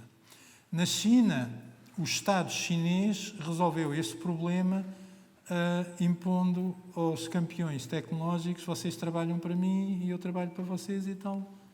E isto aqui não se pode entornar a coisa porque senão dá muito mal. A aplicação Covid-19 na China foi desenvolvida pelo Departamento de Pagamentos da Alibaba, que já faz tracking completo de como é que as pessoas fazem os pagamentos via telemóvel, que é dominante, e que, portanto, que tinha o controle da coisa, digamos assim. Não foi uma aplicação desenvolvida pelo Estado chinês ou outra coisa qualquer. Aquilo está interligado. Portanto, a relação de regulação entre os gigantes tecnológicos chineses e o Estado chinês está resolvida. E mais, o Estado chinês está a perceber que tem que impor peias a esses gigantes tecnológicos e está a fazê-lo só pena da coisa poder descarrilar. No Ocidente, os gigantes tecnológicos são todos americanos e tal. Não sabemos como é que isso vai evoluir. Há uma coisa em que o Estado americano não tem deixado as coisas descarrilarem, é no aspecto de segurança nacional. Portanto, existe uma grande intimidade entre os gigantes tecnológicos e o Estado americano do ponto de vista da parte de segurança nacional. Nas outras coisas e tal não existe essa intimidade. E a Europa, pronto, a Europa é o quê? É campeã da regulação. Não é? Nós temos o RGPD, temos outros regulamentos que vão para aí ser feitos, não é? Digamos assim. Digamos, eu estou a ser um pouco irónico porque a minha opinião pessoal é que o RGPD foi um flop. Ou seja, os gigantes tecnológicos continuaram a fazer exatamente o mesmo que quiseram e contornaram o RGPD com alguma facilidade. Eu penso que é um pouco difícil impor regras sem força. E a força é atacar um modelo de negócios, quase certeza. Que é o único ponto sensível para exercer a força. E atacar o modelo de negócios é muito complicado. Vocês estejam atentos a ver a quantidade de publicidade que o Facebook desencadeou nos últimos tempos nos jornais portugueses e noutros meios. E o que é que isso significa? Digamos assim, eu tento não ser paranoico, não é? Mas toda a gente percebe que o Facebook foi posto em xeque. Foi posto em xeque, mas desta vez contra-atacou de uma maneira completamente diferente. Ele não está a contra-atacar a pedir desculpa. Está a dizer, eu estou a fazer isto porque é o que os utilizadores querem. Está a propagandear isso em toda a parte. Isto é muito bom para a economia, é maravilhoso para a economia. E está a fazer publicidade nos jornais a dizer isso. Quanto a nós, cidadãos, bom, eu não sei o que é que nós podemos fazer, pronto, isso, enfim, cidadãos, os Estados, etc. Só sei uma coisa é, os reguladores, ou os candidatos a reguladores, a primeira coisa que têm que fazer é perceber com o que é que estão a lidar e perceberem um bocado do que é que está por trás da tecnologia e o que é isto. Isto não são coisas igual às outras que haviam. Portanto, os reguladores, de facto, têm que perceber, pedirem ajuda aos tecnólogos, expliquem como é que isto está a funcionar, onde é que está a força, como é que é, etc. Bom, outro aspecto, também que é outra faceta da medalha, é os tecnólogos não se podem aliar das implicações sociais das tecnologias, digamos assim. As universidades, as faculdades de Ciência e Tecnologia têm que introduzir a problemática das implicações sociais da tecnologia nos seus programas. E os investigadores? Bom, os investigadores em redes ou vão trabalhar para os data centers, ou vão trabalhar para a IA, ou vão trabalhar para o cloud computing, etc. Bom, há uns que tentam, digamos assim, de reeditar algumas facetas de clean slate approaches, etc. Mas os investigadores que fazem investigação aplicada nestas coisas têm que perceber o modelo de negócio. E se não perceberem o modelo de negócio, não conseguem ir a parte nenhuma. Isto é, só é possível fazer algum progresso deste ponto de vista se nós propusermos alguma coisa que tenha por baixo um modelo de negócio viável e que atraia os operadores, sobretudo os operadores de acesso, que são os mais nacionais, para fazerem qualquer coisa de diferente. Não é? E tendo em consideração que os utilizadores, digamos, não são... os utilizadores querem serviços, não é? Desde que eles não sejam caros, digamos assim. Portanto, os utilizadores, às vezes há aquela ideia, vamos fazer umas coisas peer-to-peer e não sei o quê, uma nova arquitetura e tal. Os utilizadores não querem isso, querem contratar coisas que funcionem. E, portanto, digamos, há também aqui uma mensagem para os investigadores, digamos assim. Bom, cheguei ao fim. Espero que tenha sido útil, que tenham gostado. Já perceberam que é mesmo um tema apaixonante e que eu sou um apaixonado do tema, não é? E espero continuar a ser. Okay. Muito obrigado pela atenção.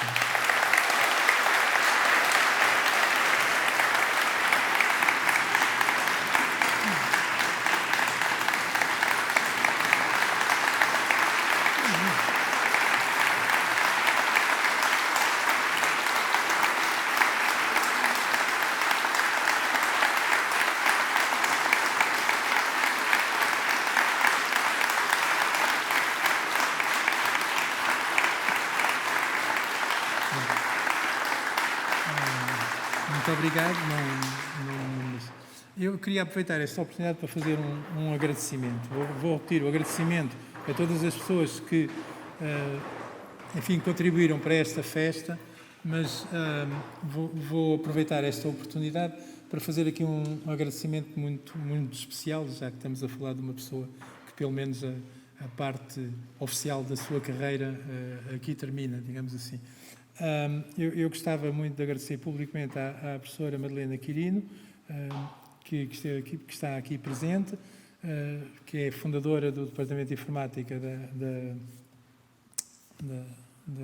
da nossa faculdade, mas também porque foi ela que me apoiou e que me acarinhou e que me, digamos, mostrou o caminho científico da informática durante os primeiros anos da minha vida, que maturou, digamos assim, muitas irreverências. Eu, assim, um bocado, às vezes, pergunto-me a mim próprio, se eu agora fosse estudante, se eu tivesse um estudante assim, se maturava.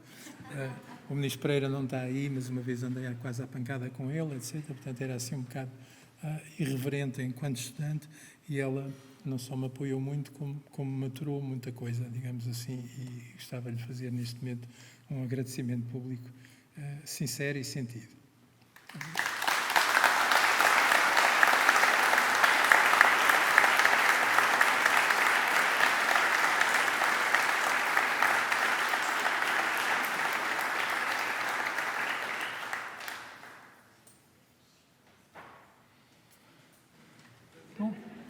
Assim sendo, vamos embora.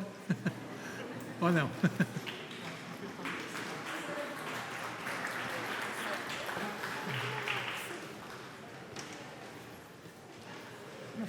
Ainda não terminam, professores. Pedi a todos que se sentassem, ainda não terminamos. Foi falso alarme. Gostaria de chamar ao palco o Sr. Diretor da Faculdade e o Sr. Presidente do Departamento de Informática, por favor.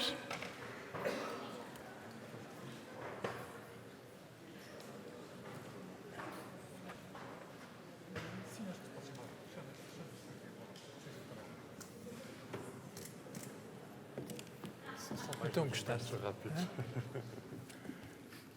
O Sr. Diretor foi chamar a professora Madalena aqui. E depois ainda nos vamos sentar para mais um bocadinho último, antes de irmos embora.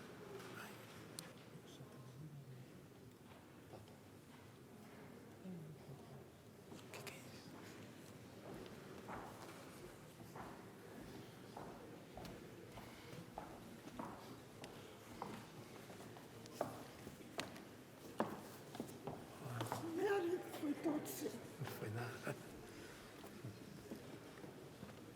Em nome do Departamento, queremos oferecer aqui uma lembrança ao pessoal Muito da ATO, em obrigado. nome do Departamento de Informática. Olha, isto é uma... E não só pela jubilação, mas também porque hoje é o seu aniversário. Muitos parabéns. É hoje. É hoje mesmo, exatamente. Chocolates.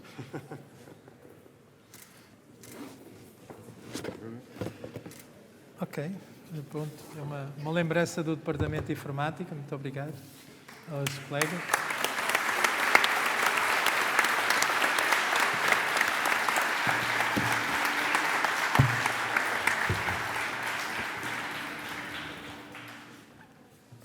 E também uma lembrança da Universidade e da Faculdade.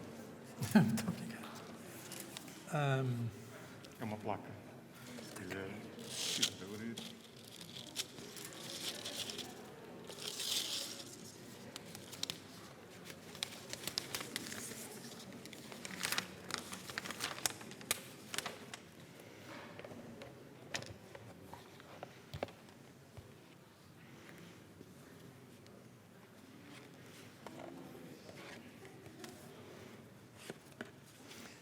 Pronto, é uma placa em...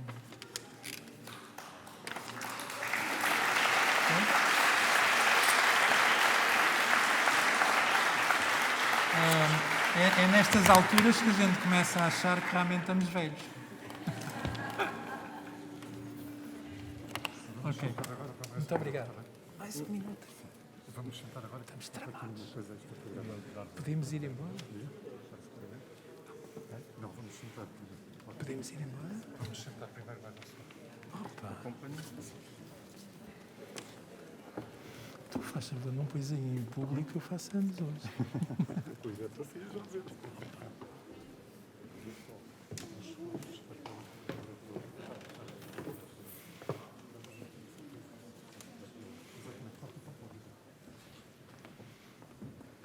Pedia só que aguardassem uns momentos para passarmos à sessão de encerramento. Obrigada.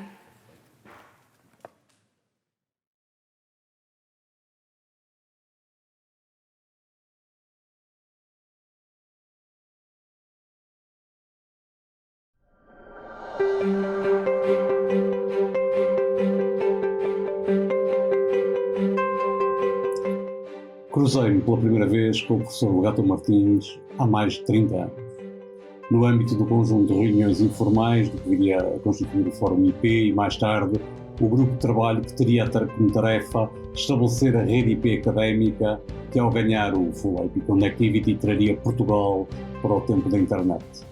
Era um grupo heterogéneo, de jovens académicos entusiastas, em que o Legato, ligeiramente mais velho, rapidamente se constituiu para muitos como referência de rigor e racionalidade.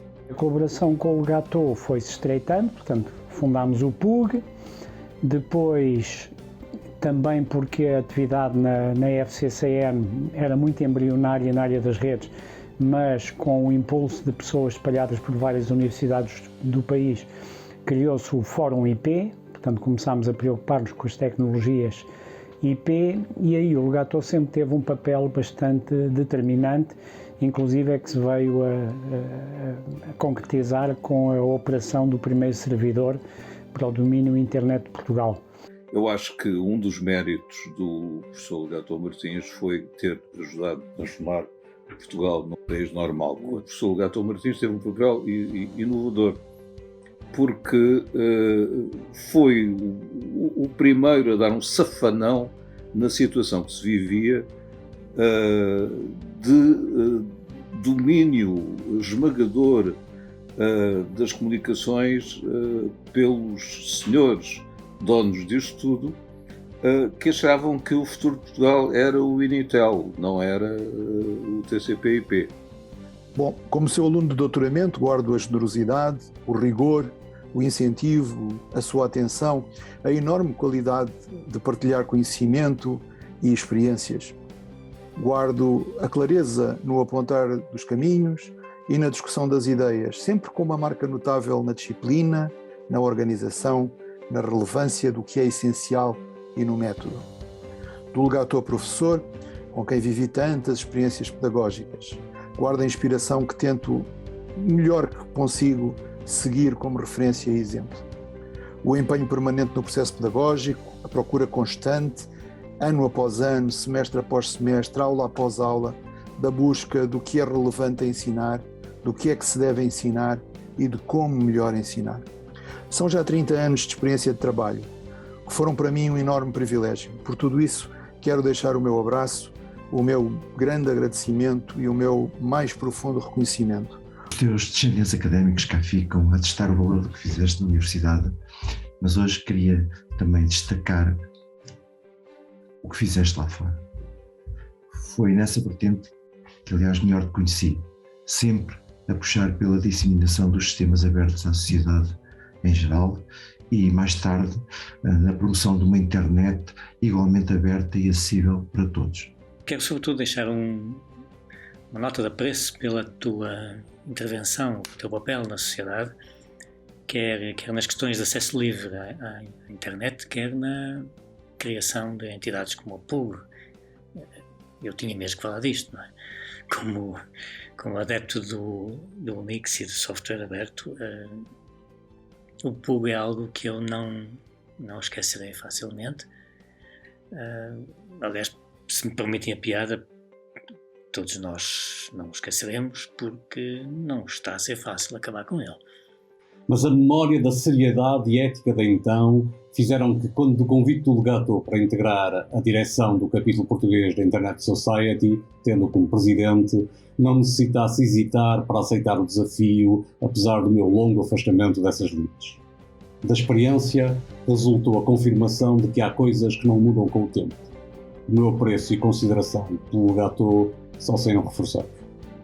A área dos sistemas distribuídos é uma das áreas da informática onde se faz investigação da melhor qualidade. Temos equipas em diferentes faculdades que são capazes de publicar de forma regular nas melhores conferências internacionais desta área. Uma dessas equipas é indiscutivelmente a equipa da Universidade Nova, uma equipa que foi criada e acarinhada pelo Legato. Entre muitas outras razões, no momento da jubilação do Legato, quero expressar a minha admiração por esse enorme legado que é esta equipa de grande qualidade que ele deixa na FCT. E, aliás, o Legato resiste olimpicamente à idade, como toda a gente vê. O Legato é para mim um dos exemplos mais sólidos de seriedade. Seriedade académica, seriedade pessoal, seriedade técnica, seriedade na gestão, enfim, tudo aquilo que vocês possam imaginar como uma pessoa que junta essa seriedade, a honestidade, a um cuidado extremo. Em 30 anos de iniciativas, de desafios técnicos, de negócios até, nunca o ouvi falar daquilo que não sabe e sempre teve uma segurança enorme nos seus conhecimentos e na sua competência. Foste tu quem motivou para a importância de alargarmos o trabalho de formação e sensibilização das questões éticas e sociais que estávamos a fazer junto das alunos de Engenharia Informática à sociedade em geral. E vai continuar a ser, com certeza, a partir de amanhã, um exemplo de cidadania universitária e até cidadania no sentido lato do termo. Hoje é uma excelente razão para lhe dar um abraço e um obrigado coletivo de todos os que tiveram a sorte de com ele privar e vão continuar a ter, com certeza. Um grande abraço e obrigado. Vivemos o tempo em que as desigualdades sociais causadas pela tecnologia se acentuam e as ameaças à existência da própria internet e sociedade democráticas se agudizam. Vai ser preciso continuarmos a contar contigo. O seu papel é absolutamente inapagável e é sempre positivo, que devo dizer que é uma coisa muito rara em qualquer domínio da atividade humana. Portanto, chapeau, tiro-lhe o chapéu e junto-me àqueles que lhe dão uma grande ovação.